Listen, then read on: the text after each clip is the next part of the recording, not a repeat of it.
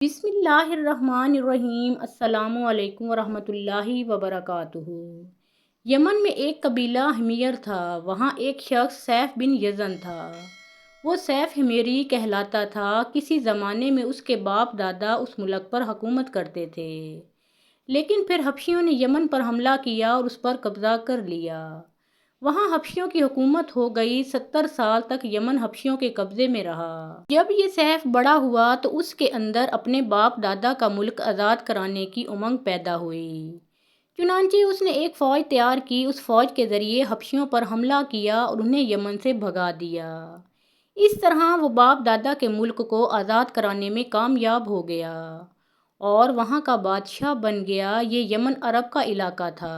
جب اس پر حبشیوں نے قبضہ کیا تھا تو عربوں کو بہت افسوس ہوا۔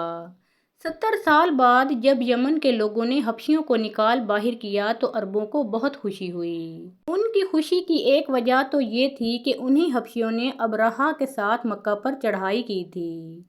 چاروں طرف سے عربوں کے وفد سیف کو مبارکباد دینے کے لیے آنے لگے۔ یہ واقعہ حضور اکرم صلی اللہ علیہ وآلہ وسلم کی ولادت باسعادت سے 2 سال بعد کا ہے۔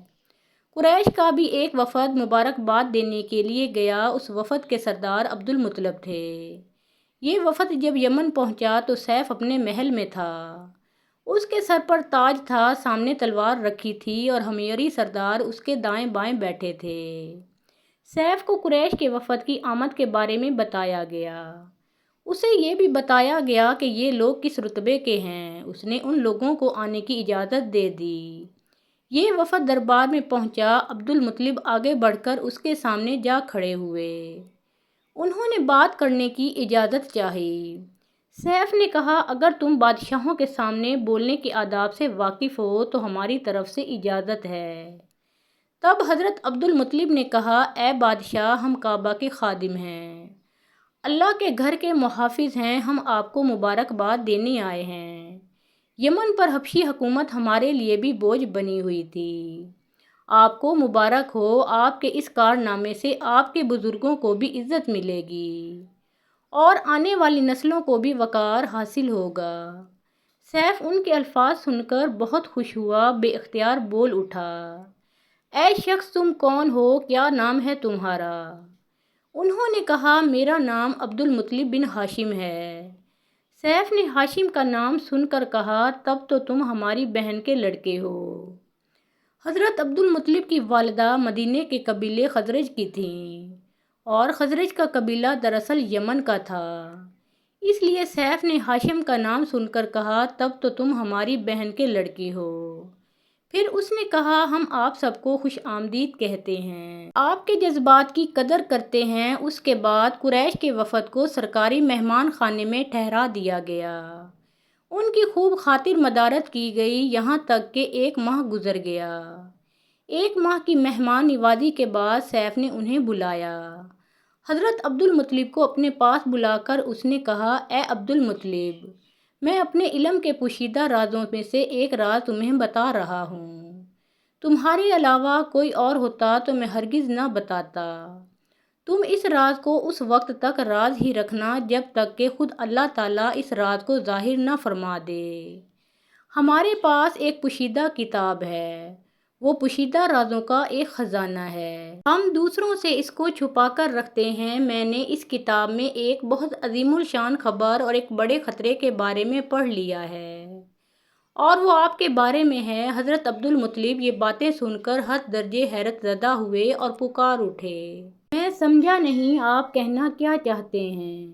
بادشاہ نے کہا، سنو عبد المطلب، جب تہامہ کی وادی یعنی مکہ میں ایسا بچہ پیدا ہو جس کے دونوں کندھوں کے درمیان بالوں کا گچھا یعنی مہر نبوت ہو تو اسے امامت اور سرداری حاصل ہوگی اور اس کی وجہ سے تمہیں قیامت تک کے لیے اعزاز ملے گا، عزت ملے گی۔ حضرت عبد المطلب نے یہ سن کر کہا، اے بادشاہ، اللہ کرے آپ کو بھی ایسی خوش بختی میسر آئے۔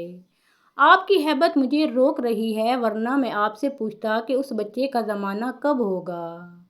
بادشاہ نے جواب میں کہا، یہی اس کا زمانہ ہے، وہ اسی زمانے میں پیدا ہوگا یا پیدا ہو چکا ہے۔ اس کا نام محمد صلی اللہ علیہ وآلہ وسلم ہوگا۔ اس کے ماں باپ فوت ہو جائیں گے، اس کے دادا اور چچا اس کی پرورش کریں گے۔ ہم بھی اس کے آرزو مند رہے کہ وہ بچہ ہمارے ہاں پیدا ہو۔ اللہ تعالیٰ اسے کھلے عام ظاہر فرمائے گا اور اس کے لیے ہم میں سے یعنی مدینے کے قبیلے خزرج میں اس نبی صلی اللہ علیہ وآلہ وسلم کے مددگار بنائے گا۔ ہم میں سے اس نے اس لیے کہا کہ خزرج اصل میں یمن کے لوگ تھے، ان کے ذریعے اس نبی صلی اللہ علیہ وآلہ وسلم کے خاندان اور قبیلے والوں کو عزت حاصل ہوگی، اور ان کے ذریعے اس کے دشمنوں کو ذلت ملے گی، اور ان کے ذریعے وہ تمام لوگوں سے مقابلہ کرے گا، اور ان کے ذریعے زمین کے اہم علاقے فتح ہو جائیں گے۔ وہ نبی صلی اللہ علیہ وآلہ وسلم رحمان کی عبادت کرے گا، شیطان کو دھمکائے گا، آتش کدوں کو ٹھنڈا کرے گا یعنی آگ کے پجاریوں کو مٹائے گا، بتوں کو توڑ ڈالے گا، اس کی ہر بات آخری فرمان ہوگی، اس کے احکامات انصاف والے ہوں گے، وہ نیک کاموں کا حکم دے گا، خود بھی ان پر عمل کرے گا، برائیوں سے روکے گا، ان کو مٹا ڈالے گا۔ عبد المطلب نے سیف بن یزن کو دعا دی، پھر کہا کچھ اور تفصیل بیان کریں۔ سیف نے کہا غلاف والے کعبہ کی قسم جن کی شہرت دور دور تک ہے، اے عبد المطلب اس بچے کے دادا تو تم ہو، اس میں کوئی جھوٹ نہیں۔ حضرت عبد المطلب یہ سن کر فوراً سجدے میں گر گئے، اور پھر سیف نے ان سے کہا اپنا سر اٹھاؤ، اپنی پیشانی اونچی کرو، اور مجھے بتاؤ جو کچھ میں نے تم سے کہا ہے کیا تم نے ان میں سے کوئی علامت اپنے ہاں دیکھی ہے؟ اس پر حضرت عبد المطلب نے کہا ہاں، میرا ایک بیٹا تھا، میں اسے بہت چاہتا تھا، میں نے اس کی شادی ایک عفت مآب خاتون آمنہ بنت وہب بن عبد مناف سے کی، اس سے میرے بیٹے کے ہاں ایک لڑکا پیدا ہوا، میں نے اس کا نام محمد صلی اللہ علیہ وآلہ وسلم رکھا، اس کا والد فوت ہو چکا ہے، اب میں اور اس کا چچا ابو طالب اس کی دیکھ بھال کرتے ہیں، اس کے کندھوں کے درمیان ایک نشان ہے اور اس میں وہ تمام علامتیں ہیں جس کا تو نے ذکر کیا۔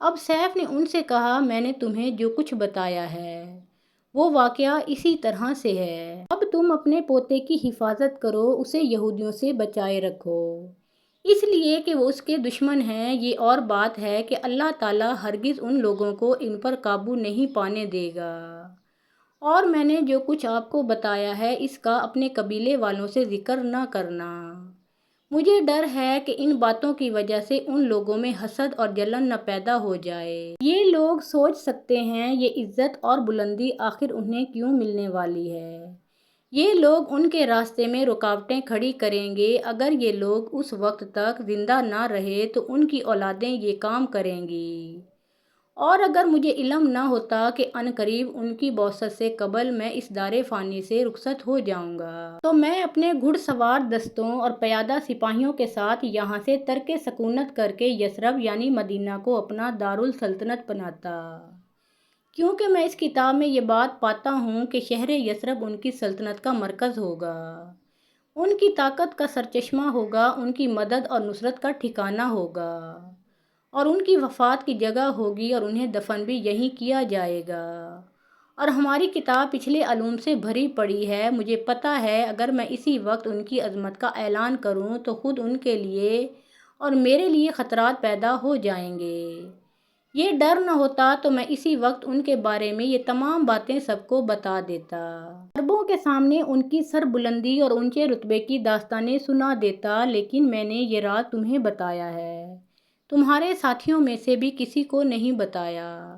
اس کے بعد اس نے حضرت عبد المطلب کے ساتھیوں کو بلایا، ان میں سے ہر ایک کو 10 حبشی غلام، 10 حبشی باندیاں اور دھاری دار یمنی چادریں، بڑی مقدار میں سونا چاندی، 100 اونٹ اور عنبر کے بھرے ڈبے دیے، پھر حضرت عبد المطلب کو اس سے کئی گنا زیادہ دیا اور بولا سال گزرنے پر میرے پاس ان کی خبر لے کر آنا اور ان کے حالات بتانا، سال گزرنے سے پہلے ہی اس بادشاہ کا انتقال ہو گیا۔ حضرت عبد المطلب اپنی قوم قریش سے کہا کرتے تھے اے قریش، تم میں سے کوئی شخص مجھ پر اس لیے رشک نہ کرے کہ شاہ یمن نے مجھے بہت نوازا تھا، یہ مال تو ختم ہونے والی چیز ہے، بلکہ مجھے اس شرافت کی مبارک باد دو جو ہمیشہ باقی رہے گی، اور جب پوچھا جاتا کہ وہ شرافت کیا ہے تو آپ جواب دیتے کہ وہ ضرور ظاہر ہو کر رہے گی، خواہ اسے کچھ وقت ہی لگے۔ محترم ناظرین، پیارے آقا محمد مصطفیٰ صلی اللہ علیہ وآلہ وسلم کا پیارا نام ایک بار کامنٹ سیکشن میں ضرور لکھیں۔